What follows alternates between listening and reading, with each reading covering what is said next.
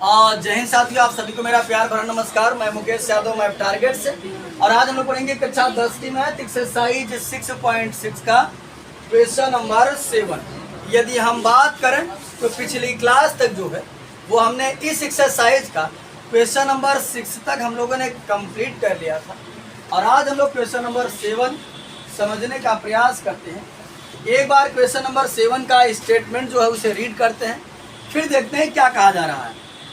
आकृति 6.61 में, तो जैसा कि आकृति को हमने यहाँ व्हाइट बोर्ड पर बना रखा है, आप देख सकते हैं। आकृति 6.61 में एक वृत्त की दो जीवाएं ए बी और सी डी।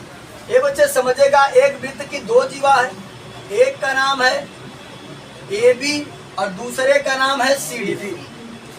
एक वृत्त की दो जीवाएं ए बी और सी डी परस्पर बिंदु पी पर प्रतिच्छेद करती हैं। यानी ये ए बी और सी डी एक दूसरे को कहाँ इंटरसेक्ट करती हैं? पी पर इंटरसेक्ट करती हैं। तो सिद्ध कीजिए कि ट्रायंगल एपीसी ये जो है ये सिमिलर है, समरूप है किसके? Triangle DPB. ठीक, उसके बाद सिद्ध करना है AP इंटू पी बराबर CP इंटू DP। ये हमको शो करना है। यानी समझिएगा बच्चे, पहली बात तो हमको क्या मिलाकर सिमिलर यानी कि समरूप दिखाना है। अब हमने ये सोचा कि क्या किया जाए कि समरूप दिख जाए, है ना? तो किसी का दिमाग काम कर रहा है क्या? कैसे समरूप दिखाया जाए? सम्मुख कोणों के हाँ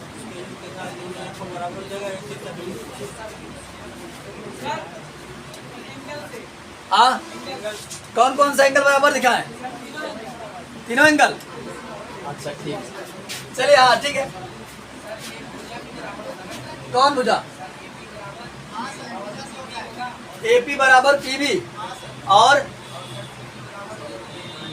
चलिए ठीक है। हाँ, मैं यही जानना चाहता था कि कितने लोगों के मन में ये प्रश्न उठा है। अच्छा बताओ, बराबर कैसे कहे आप लोग? कब कहा गया व्यास है? कब कहा गया कि व्यास है? वो कह रहा है जीवा है। बात ना करो।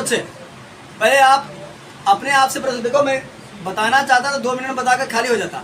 मेरा मकसद है कि सवाल में आपका दिमाग लगना प्रारंभ हो जाए, आप डिस्कस करना प्रारंभ कर दो कि ऐसे होगा क्यों। अपने आप से प्रश्न करो कि क्या क्या मैं कर सकता हूँ, ऐसा क्यों नहीं कर सकता हूँ, ऐसा कर सकता हूँ। तो यहाँ समझिएगा, कब कहा गया कि व्यास है? प्रतिच्छेद वो कर रहा है। ये भी हमसे नहीं कहा गया है कि वो कब कहा गया कि जीवाएं बराबर है। ये भी हमको नहीं कहा गया कि जीवा बराबर है। हमको ये भी नहीं कहा गया कि वो वृत्त के केंद्र पर प्रतिच्छेद करती हैं। ऐसा कुछ कहा गया क्या? अगर वृत्त के केंद्र पर प्रतिच्छेद करती होती तो ये भी हो जाता त्रिज्या, ये भी त्रिज्या बराबर, ये भी त्रिज्या, ये भी त्रिज्या बराबर हो जाता, एक एंगल दिखा देते। लेकिन ना तो ये करा व्यास है, ना तो ये करा जीवाएं बराबर है, ना तो ये करा वृत्त के केंद्र पर प्रतिच्छेद कर रही है। यानी मैं अगर इस आकृति को बनाना चाहूं तो देखो, ये ऐसे भी तो बन सकती है जो केंद्र से होकर ना जाए। क्या केंद्र से होकर गई क्या? ये देखो, एक जीवा ये है, एक जीवा ये है। इसीलिए मैं भुजा को बराबर नहीं दिखा सकता, क्योंकि समीक्षा चौरसिया ये जो है कि हमको ये नहीं पता है कि ये वृत्त के केंद्र से जा रहा है ना? तो यहाँ समझिए, यानी भुजा वाला काम गड़बड़ हो जाएगा। हाँ, ये है कि आपने थोड़ा सा अपना दिमाग लगाया, हमें अच्छा लगा। यहाँ ये भी लग सकता है, लेकिन हमको ये पता था नहीं, इसलिए भुजा बराबर नहीं। तो जब भुजा बराबर नहीं तो किस पर काम करेंगे? कोण के लिए। ये बच्चे हमने लिखा कि दिया है एक वृत्त की दो जीवाएं ए बी और सी डी एक दूसरे को पी पर प्रतिच्छेद करती हैं। हमने दिया में लिखा है। और सिद्ध करना है एपीसी सिमिलर ट्राइंगल डीपीबी और एपी इंटू पीबी बराबर सीपी इंटू डीपी। हमने कहा काम किया, एक रचना कर दिया बच्चे। ये मुन्ना समझिएगा ध्यान से, रचना क्या किया? ए को डी से और बी को सी से मैच करा दिया। ठीक, ज्वाइन करा दिया। तो ये देखो हमारा एक क्वाड्रिलेटरल बनकर के तैयार हुआ। साथ ही साथ ये एक समांतर चतुर्भुज बना दे रहा है। ठीक, अब यहाँ समझ जाएगा बच्चे ध्यान से। अच्छा चलिए, समांतर पे छोड़ दे रहा। हाँ, ये भी बात आपकी सही है कि कैसे पता चला कि ये समांतर है, उसको भी छोड़ देते हैं। चलिए कुछ और बात करते हैं। हमने कक्षा 9 पढ़ा था या कक्षा 8 पढ़ा था? नहीं, अब मैंने बना इतना बनाया, किसी का दिमाग कुछ काम किया क्या?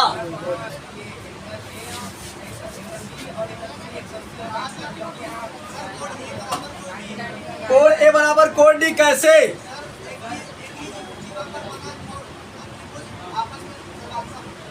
चले ठीक है। हाँ कुछ हद तक पहुंचे हैं, लेकिन होता है कि एक, हाँ आपने पहुंचे, आप वहां तक पहुंचे हैं।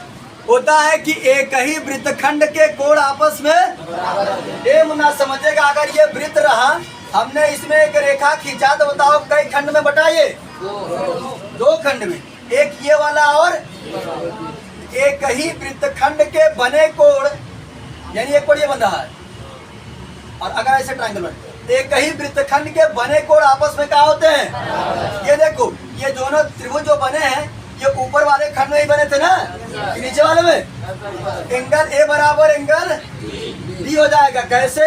एक ही वृत्तखंड के कोण है। बात सुनाई? इसी प्रकार से यदि मैं बात करूं, अब की बार लाइन नीचे न खींच कर अगर मैं ऊपर खींच दूं, एंगल सी बराबर एंगल कैसे? एक ही वृत्तखंड के कोण है। बस नहीं, और बाकी ये शीर्षाभिमुख हो गया सिमिलर, है ना? यार समझिएगा ध्यान पूर्वक। त्रिभुज, सानिया बच्ची दे ध्यान, त्रिभुज एबीसी और त्रिभुज बीपीबी में, ये बच्चे समझेगा। अब अगर बात करें हम, इसको पहले मिटा दें, पहले इसको बनाते। देखो, एंगल ए बराबर क्या हो जाएगा? एंगल ए बराबर एंगल बी। उसके बाद बच्चे समझे ध्यान से, अरे लिखने के चक्कर में कम बढ़ा करो, हमने एक बार नहीं कई बार कहा है। उसके बाद बच्चे समझे ध्यान से, एंगल सी बराबर एंगल ए, और दोनों का हम कंबाइंड रीजन लिख दे रहे हैं। क्या? एक ही वृत्तखंड के कोण है, एक ही वृत्तखंड के कोण है। उसके बाद बच्चे ये वाला कोण और ये वाला कोण किसका काम कर रहा है? शीर्षाभिमुख का। एंगल एपीसी बराबर एंगल डीपीबी, डीपीबी क्या लिखेंगे? शीर्षाभिमुख कोण।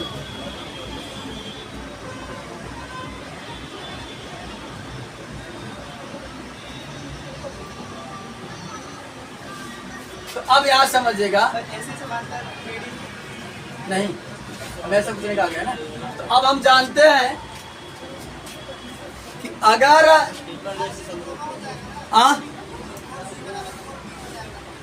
कोण सी बराबर ऐसे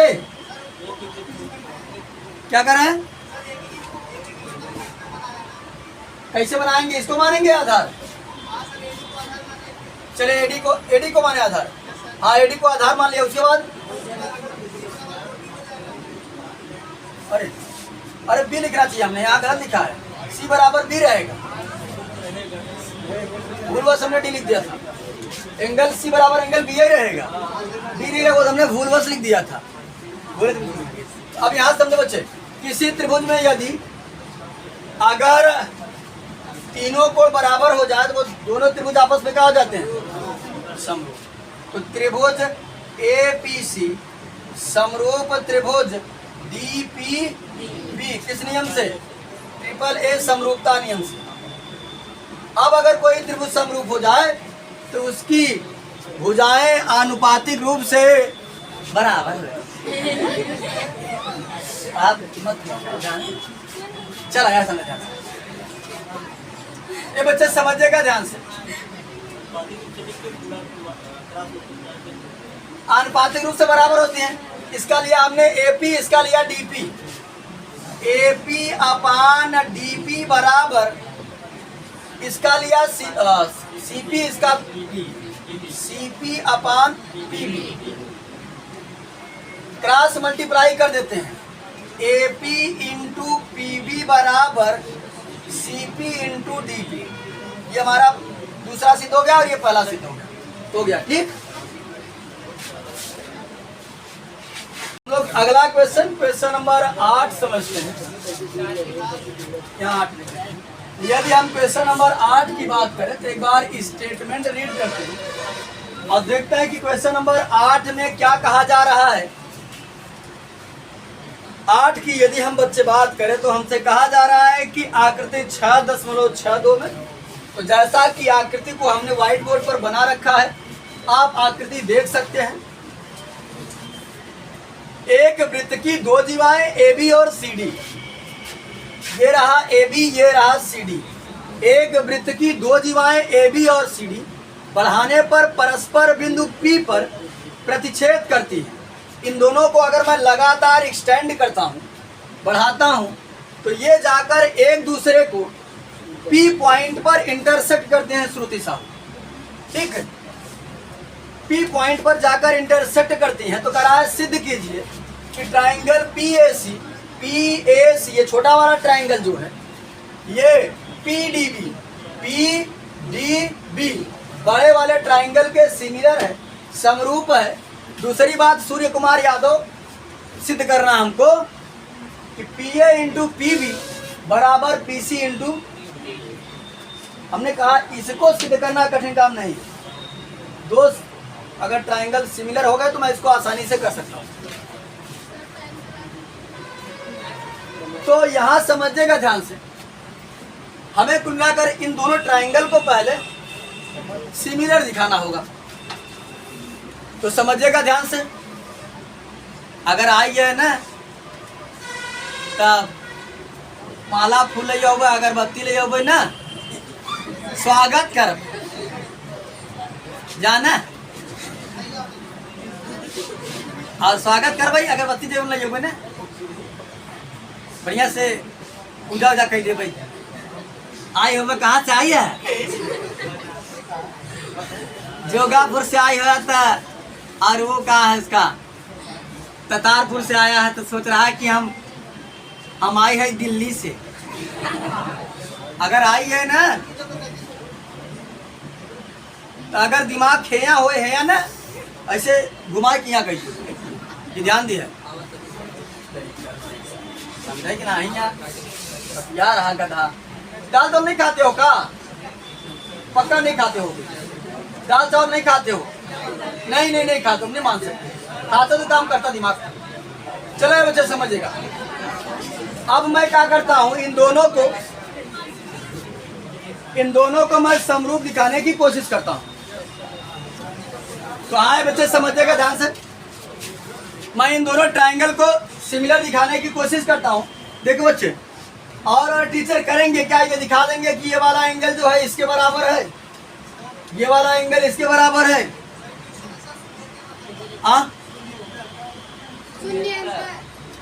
शून्यंतर मतलब होता है नॉन जीरो नंबर्स, मतलब जीरो नहीं होंगे, नॉन जीरो नंबर। यहाँ समझिए कि बच्चे अंग्रेजी में कहा जाता है। अब अगर बात करें बच्चे, कुछ टीचर इसको बता देंगे, ये वाला कोण इसके बराबर, ये वाला कोण इसके बराबर है, लेकिन हमको ये नहीं पता चलता कि ये बराबर है कैसे। यहाँ समझिएगा ध्यान से, आपको ये क्वेश्चन तुरंत सिद्ध करा दिया जाए, बहुत कठिन नहीं है, लेकिन वो चीज है कैसे हमको ये नहीं पता। कहेंगे ये जो एंगल ए वाला ये है, ये डी के बराबर, ये सी जो है वो बी के बराबर है, लेकिन हमको पता नहीं कि ये बराबर है कैसे। तो समझिएगा बच्चे ध्यान से, हल वगैरह जो लिए तो जानते ही हैं, सब वही पे लिखा गया है। अब अगर बात करें हम, तो ए बी डी सी जो है, ये एक साइक्लिक क्वाड्रिलेटरल है। साइक्लिक मतलब होता है चक्रीय चतुर्भुज है। जानते हो कैसे? चक्रीय चतुर्भुज के जो शीर्ष होते हैं वो वृत्त के परिधि पर होते हैं। ये देखो, चारों शीर्ष वृत्त के परिधि पर है कि नहीं है? क्या समझो, ये एक साइक्लिक क्वाड्रिलेटरल है। साइक्लिक क्वाड्रिलेटरल का जो है दो सम्मुख कोणों का योग जो होता है वो 180 अंश होता है। यानी ये वाला कोण और ये वाला कोण जोड़ देंगे तो कितना हो जाएगा, जोड़ देते हैं। इसका नाम है बच्चे A B A C, angle B A C plus इसका नाम है बी डी सी या बी डी ए कहो, कुछ भी कहो, बी डी पी का एंगल बी डी सी बराबर 180 अंश। रीजन यहाँ लिख दीजिएगा बच्चे, ए बी सी डी एक चक्रीय चतुर्भुज है। ए बी सी डी लिख ही देते हैं, ए बी सी डी एक चक्रीय चतुर्भुज है। ये बच्चे इसी प्रकार समझिएगा ध्यान से, बहुत अच्छी बात बताने जा रहा हूं। अगर मैं इसको लेकर यहां से यहां तक घुमा दूं कितने स्कोर बन जाएगा, कैसे पता, रेखा पर 180 अंश होता है, रिज कोण है। इसमें दो पार्ट है, एक है P A C, angle P A C plus इसका नाम है बी ए सी, है ना, बी ए सी बराबर 100, इसको लिख देंगे क्या, रिज कोण।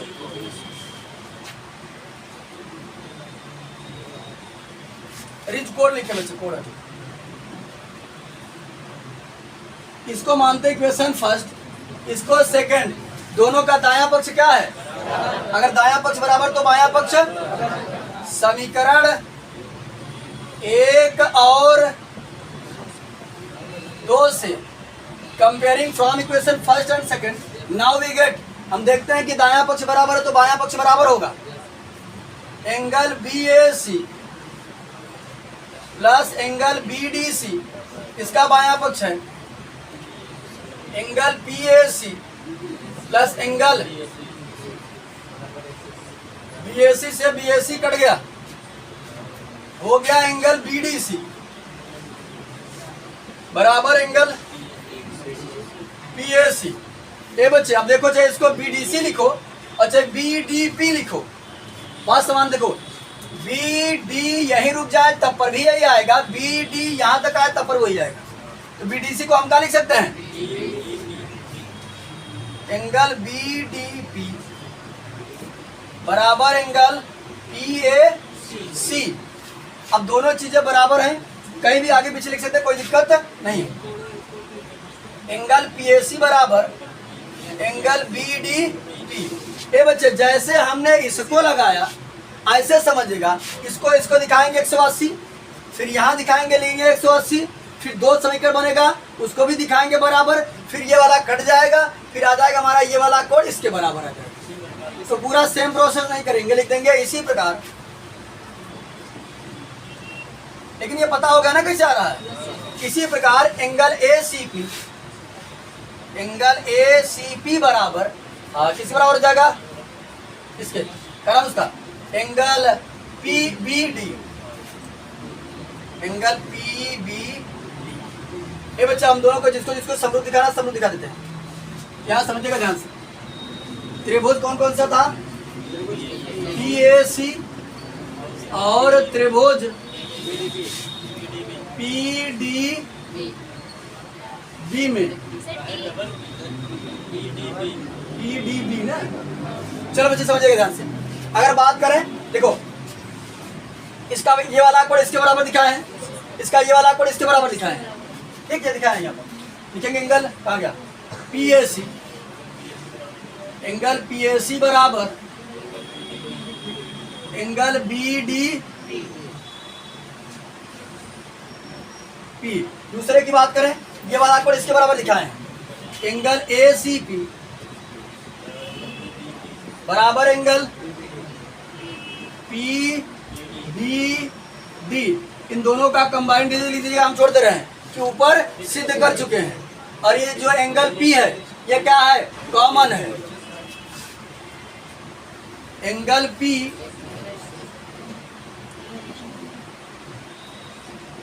उभयनिष्ठ है, ठीक। अब अगर तीनों कोण बराबर तो त्रिभुज क्या हो जाता है, सर्वांग सम, सॉरी समरूप, सर्वांग सम नहीं होता, समरूप होता है। त्रिभुज PAC समरूप त्रिभुज PDB कौन है नियम से? ट्रिपल ए लिखे बच्चे, ट्रिपल ए से। ठीक, अब अगर कोई त्रिभुज समरूप हो जाए, उसकी भुजाएं अनुपातिक रूप से क्या होती है? यहाँ समझिएगा, एक बार हमने लिया PA और इसकी भुजा हमने लिया PD। PA अपान PD बराबर, इसके लिए आप PC अपान PB क्रॉस मल्टीप्लाई कर देते हैं, तो PA इंटू PB बराबर PC इंटू, अरे दो बार देखा है, इसका लिए थे ये यहाँ डी रहेगा, तो जाएगा PD इंटू PC। हो गया, ये दूसरा ये सिद्ध करना था ना, PA इंटू P बराबर PD इंटू PC या PC इंटू PD, दोनों बात सेम है। ठीक, आगे निकल गया। तो आज की क्लास में जो है हमने कुल मिलाकर एक्सरसाइज 6.6 का क्वेश्चन नंबर 7 और 8 कंप्लीट कर लिया है। बाकी जो बचे हुए क्वेश्चन है उसे नेक्स्ट क्लास में कंप्लीट करने का प्रयास करेंगे। इस वीडियो में इतना ही, बाकी मिलते हैं नेक्स्ट वीडियो में, तब तक के लिए जय हिंद।